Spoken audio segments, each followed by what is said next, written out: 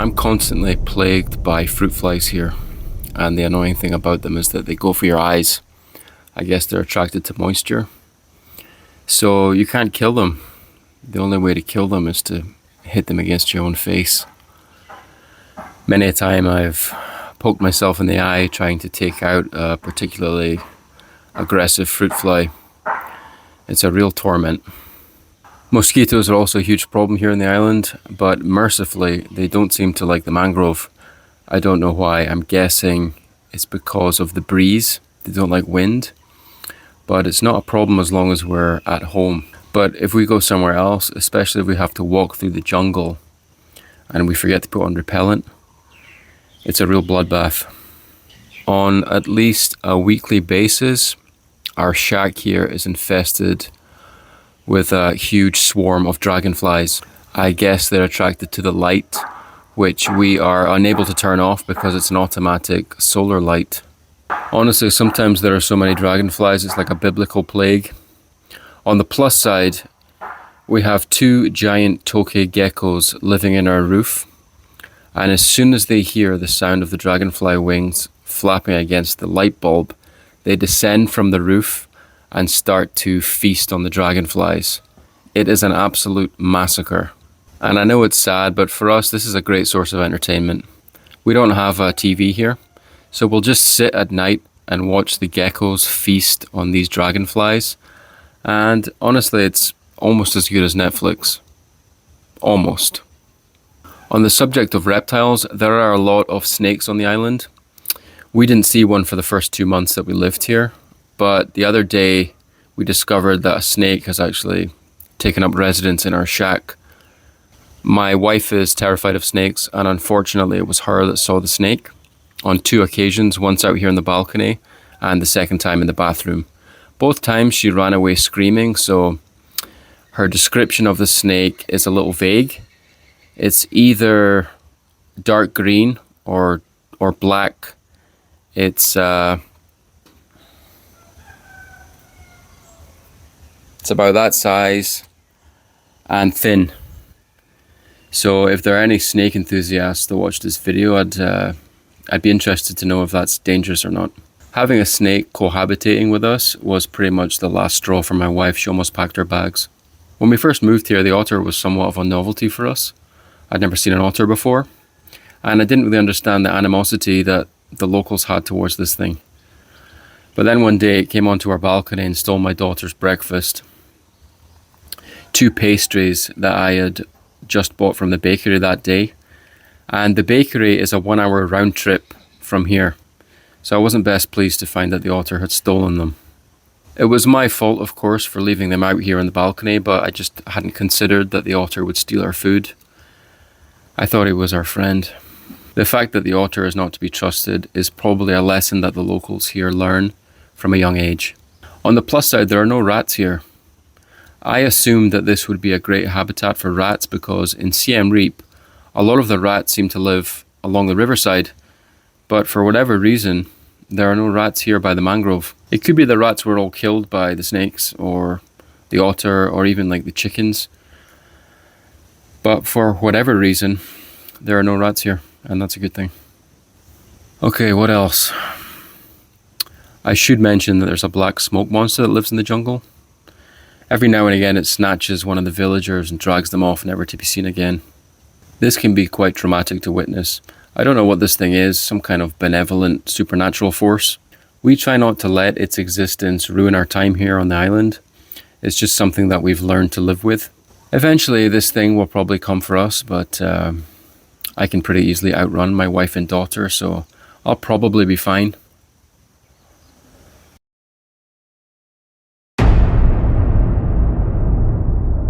When we first moved to the island, I made the mistake of ordering a few salads, and it wasn't long before I contracted some kind of bacterial infection. I felt fine, I didn't feel sick at all, but everything I ate just went through me like water.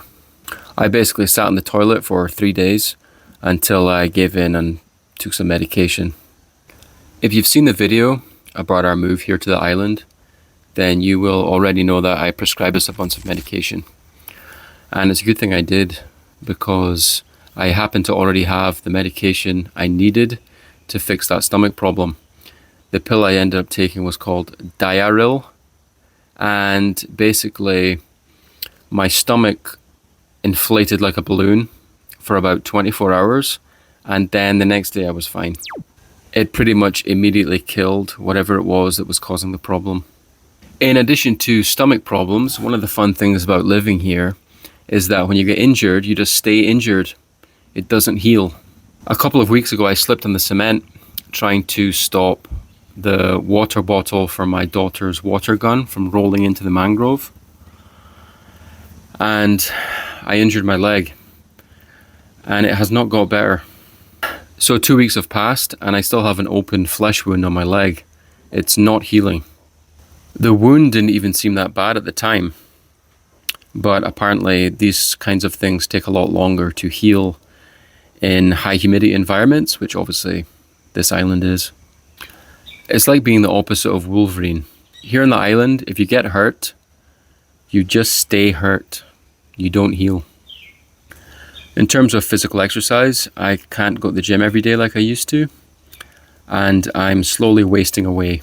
When I arrived on this island, I was pretty big and strong, and only a couple of months later, I now barely have the strength to get out of bed in the morning. I have a skinny fat body type.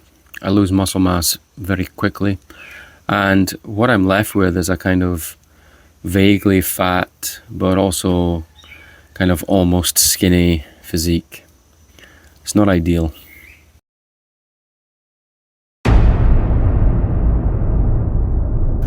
There is a scarcity here that I have not seen since I went to Cuba. You basically walk into a shop here and then you walk out of the shop completely confused as to what the point of the shop is. You can't buy a loaf of bread here. You can't even buy a bag of pasta. The only real way to get supplies here on the island is if you take the supply boat to the mainland. It occurred to me as we cast off from the pier that there were no life jackets on board, and I wondered how many of the passengers could swim. If they were born and grew up on the island, then I'm sure they taught themselves to swim when they were kids. But most of the people who live here on the island moved from somewhere else. En route to Sihanoukville, I wondered how many Cambodians I would be able to save if the boat sank. I came to the conclusion that I would try and save the 2 babies on board, and I would have to distance myself from the adults. If any of the adults panicked, then they would probably push me under in an attempt to save themselves. Drowning people always panic. I had a long time to ponder this question because it takes 2.5 hours for the supply boat to reach the mainland, and it was an hour late in leaving. So that's 3.5 hours total to get from here to Sihanoukville, and then once I was on the mainland, it was another 20 minutes in a tuk-tuk to get to the supermarket. By the time I actually got to the supermarket, I only had a couple of hours until I had to head back to the boat. So in total, that is between 7 and 8 hours of travel time in exchange for only 2 hours at the supermarket. Not a great value proposition. And the boat cost me $14 return. On the way back to the island, I had to sit on a block of ice. I lost all feeling in my lower extremities, including my penis. The benefit to being unable to buy anything here on the island is that it definitely gives you a break from the sort of relentless consumerism that we've all gotten used to living in the West. It also forces you to be resourceful. When I returned from the mainland with a bag full of supplies, I realized that we had nowhere to put any of this stuff. So I had to make my own storage bins from some old plastic bottles that I found in the mangrove. On the plus side, I'm getting some really good use out of this big knife that I brought with me. When I arrived here on the island, I bought this big knife on a whim, and I really had no idea what I was going to do with it, but I'm getting some good use out of it. It turns out that when you live on an island, a big knife is very useful. Back in the UK, obviously I just would have went to Tesco or somewhere. Another example of our newfound resourcefulness is these glasses, which are just pasta jars that we've washed. We keep losing cups and other cooking equipment into the mangrove, one of the hazards of living here on the water. If it's low tide, I'll go in and grab them, but if it's high tide, especially if it's high tide and it's at night, then we say goodbye to whatever has fallen over the side of the balcony. I've told my wife and daughter in no uncertain terms that should they fall into the mangrove at night, I will not attempt to rescue. I know that sounds harsh, but it's the pirate code, and it's how I live my life now.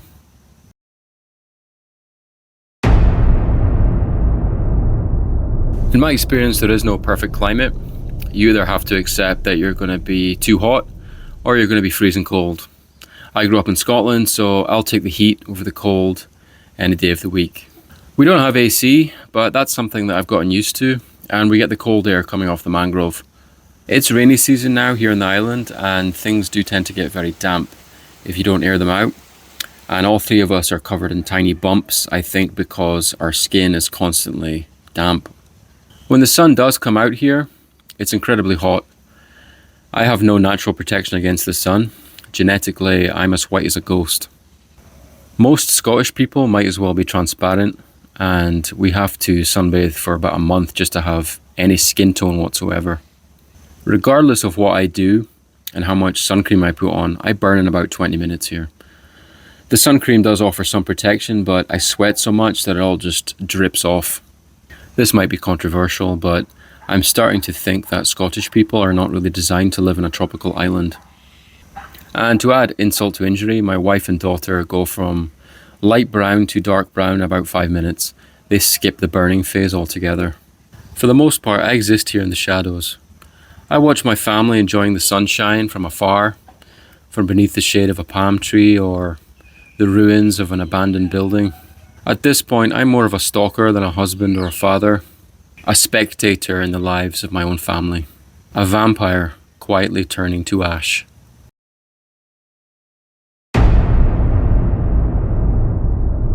It's very cheap to live here if you can find a monthly rental both for your accommodation and for your motorbike. You do not want to be paying for those things by the day. My experience of islands before we moved here was that they were a bit like airports with ridiculously high prices that you have to pay because you have no choice. I believe that's called a captive market. But here that's not the case. They don't price gouge. And if you live anywhere close to the main beach, you can take advantage of several budget restaurants there. And the prices are comparable with what we used to pay in Siem Reap. Alcohol is also very cheap. You get the same cheap draft beer here that you do on the mainland, and just about everywhere has a happy hour with cheap cocktails.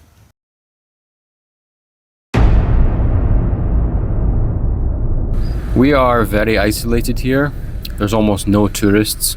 Our Khmer is getting better. We know the numbers now and some of the basic phrases, but there's still a huge language barrier.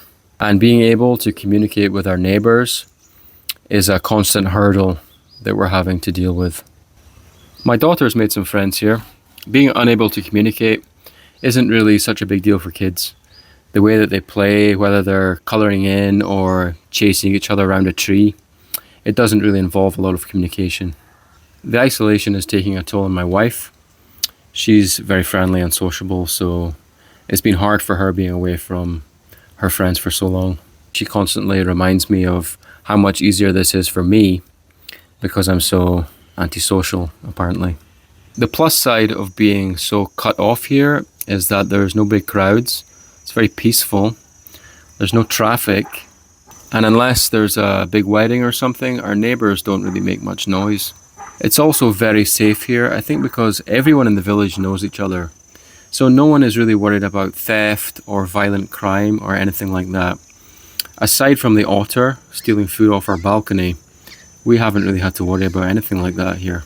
And because there are so few tourists in this part of the island, there are no scams, no one's harassing you to get you into their shop or to buy a tour. So you don't have to deal with any of those things that are so common in tourist economies.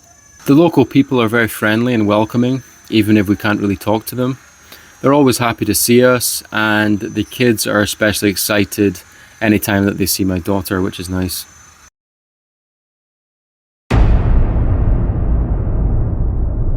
Living on an island, you can really let yourself go. I haven't cut my hair since we moved here. I stopped shaving. Honestly, I only wash about half the time at this point. My hot take is that if I've swam in the sea, then I'm clean.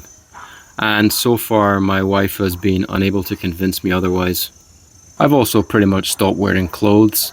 I mean, out of respect for the locals, I will put on a t-shirt or something if I have to walk through the village or if I have to go to one of the shops, but otherwise I don't bother. I mean, who am I trying to impress? The otter? The skink? I used to get my hair cut every 2 weeks, and honestly it's quite liberating just to let it go. My facial hair is such a disaster that I've always shaved it off. I mean, there are 12-year-olds who can grow a better beard than me, but here on the island it's like, what is the point? Physically, as I've said, I'm wasting away. I'm now a shadow of my former self. I put it down to the lack of exercise, but honestly at this point it could be that I'm infested with parasites. People who live in a tropical environment are a lot more likely to get parasites than people who live in colder countries. If that's the case, then hopefully it will be like the TV show, The Last of Us, and the parasite will just completely hijack my brain. Honestly, that would be a relief at this point, and I'm sure biting people is a lot of fun. I asked my wife in all sincerity what for her was the worst thing about living on the island. She looked me right in the eye and she said, me. The worst thing about living on the island was that she's stuck here with me. I'm going to assume that she was joking, but it really didn't seem like she was joking.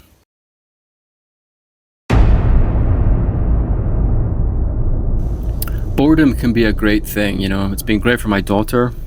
The way she plays with the other kids here on the island is how I used to play when I was a kid, without screens or technology of any sort.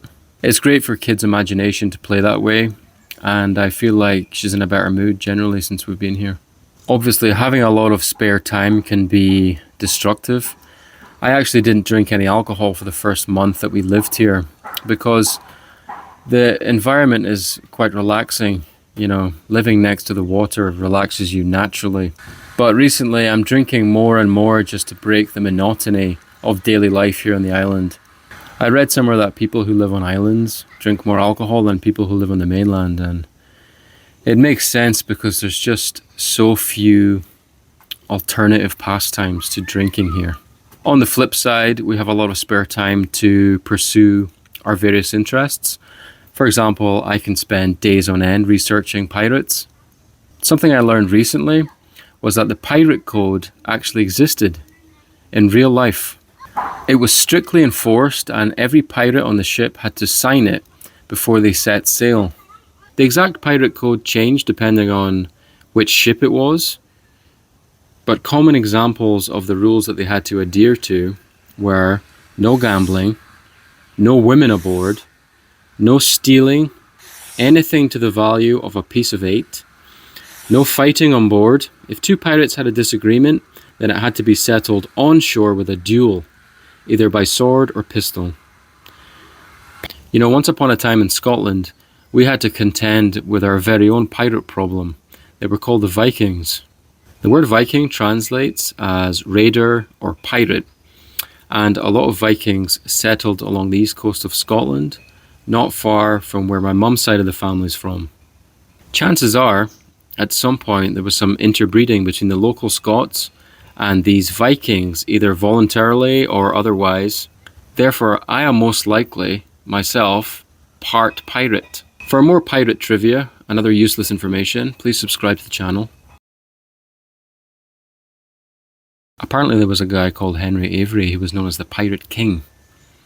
That's an even cooler pirate name than Blackbeard.